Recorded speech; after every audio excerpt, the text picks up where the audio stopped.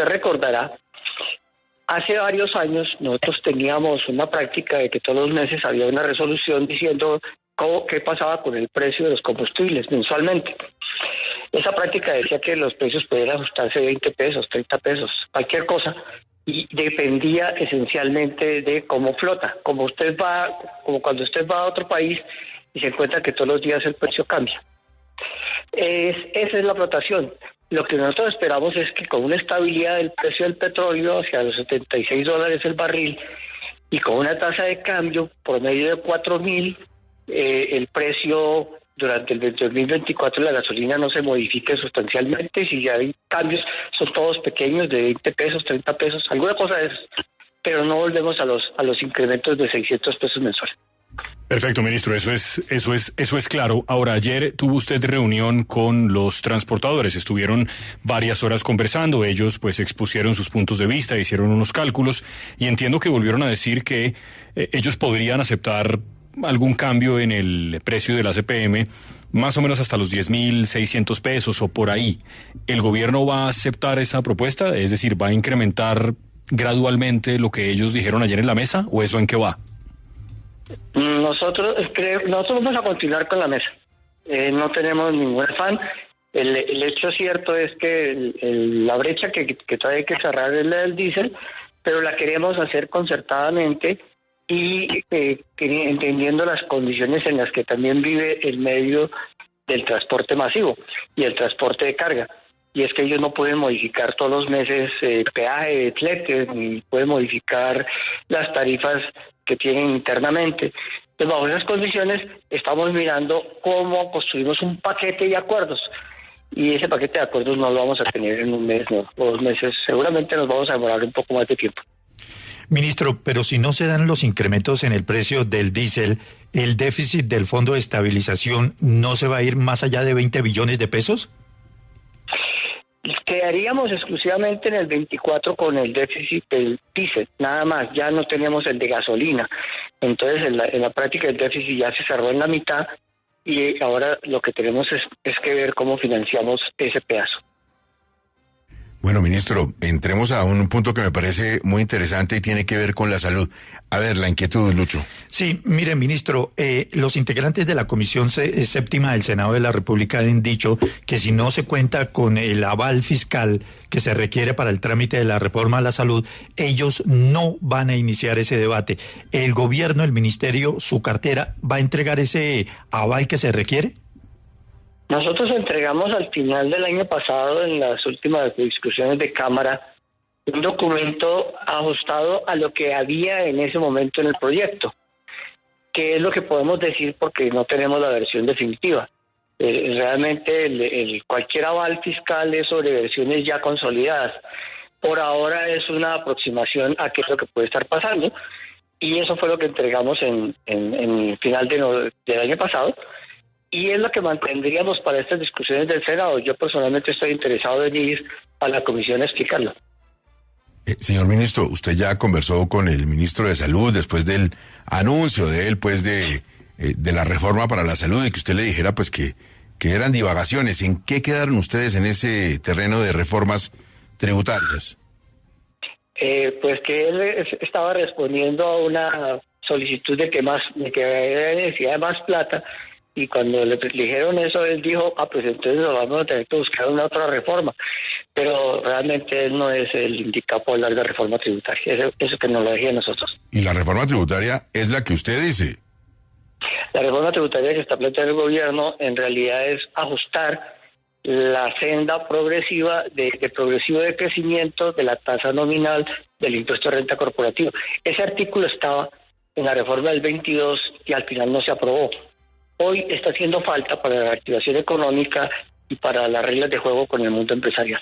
Sí, además ha sido, creo que aplaudido en general por todos los sectores, ministro, eso de que el nivel de la renta de las empresas en Colombia pues está tal vez muy alto y que más personas naturales podrían aportar. Pero ministro, finalmente en este debate con el ministro de Salud, que pues no hay debate, usted ya dejó claro su punto, ¿existe o no existe el aval fiscal del Ministerio de Hacienda? El aval fiscal, no un concepto, sino un aval fiscal. El aval fiscal final es solamente cuando ya estemos en los últimos debates y se conozca el texto definitivo que se está aprobando. En ese momento se sabe cuál es el costo. Por ahora es una aproximación. Ministro, ¿cuándo va a estar lista esta propuesta de bajar la carga impositiva para las empresas que usted plantea?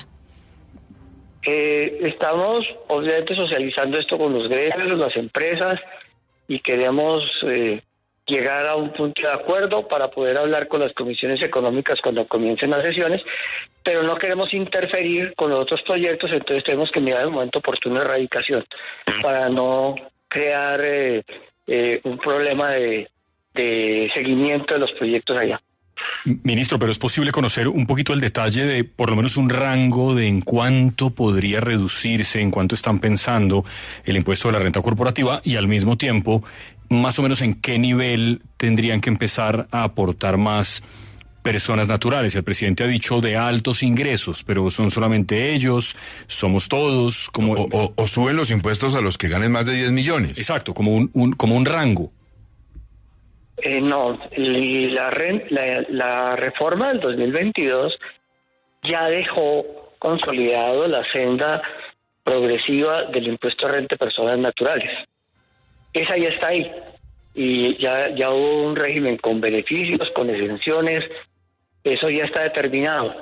Lo que queda pendiente es un trabajo que ya no es de reforma, sino el de la DIAN, de identificar quiénes son los beneficiarios finales y que entonces las personas naturales tengan la información más clara y expedita de cuáles son sus ingresos reales y cuáles son los costos que les corresponden como persona natural que están mezclando hoy con las personas jurídicas. Ministro, recientemente la Corte Constitucional tumbó esa medida de la reforma tributaria que prohíbe a las empresas del sector de hidrocarburos disminuir las regalías pagadas del impuesto sobre la renta. Ustedes le solicitaron a la Corte Constitucional abrir un incidente de impacto fiscal. Si la Corte Constitucional llega a ratificar esa decisión primera, ¿ustedes abrirían el espacio para otra reforma tributaria y volver a incluir esa medida? No, ya la decisión de la Corte quedaría en firme. El incidente de impacto fiscal es para que revise realmente el impacto que esto tiene y lo module. No tanto para que vaya hacia atrás, sino que lo module, y esa es la reflexión que estamos esperando, porque el estimado que tenemos es que dejaríamos de recibir 3 billones de pesos anualmente de aquí en adelante, pero cuando se habla de modular es que si ya se recibió por retención en la fuente en el 2023 unos recursos, y lo que diría la modulación, pero eso ya es un campo de los magistrados, es qué pasaría con eso que ya se recibió. Luis Enrique, la última pregunta para el ministro de lo que podríamos llamar palpitante actualidad. Sí, señor. Doctor Ricardo Bonilla, las autoridades ambientales y también climáticas han dicho que el fenómeno del Niño va a intensificarse en febrero y marzo. ¿Hay plata, hay recursos adicionales para atender las emergencias, para ayudar a municipios y departamentos a hacer frente, por ejemplo, hoy en día a los incendios forestales? Ayer se decretó, en un Consejo de Ministros, que la mayoría estaban en Tumaco, yo lo hice virtualmente. Ayer se aprobó una emergencia con este tema, y esa emergencia lo que significa es que tenemos que poner los recursos a la unidad de riesgos para que ella coordine con autoridades municipales y departamentales el tratamiento de estos temas. Señor ministro de Hacienda, bueno, me dicen que usted vive ahí un poco cerca de la zona del incendio. ¿Ha estado chupando mucho humo? El incendio de Sopó me afectó directamente. Sí, el de Sopó. Afectó la casa. No estábamos viviendo ahí, estoy en Bogotá, pero afectó la casa. Y los que estaban ahí en la casa.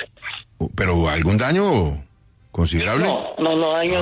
Bueno. Pero el fuego estuvo muy cerca de unas tómbolas de gas. Uy. Que si hubiera llegado, habían explotado. No, pues fatal, imagínese, ministro. Señor ministro, como siempre, muchas gracias, muy amable. Gracias a ustedes, que tengan un buen día.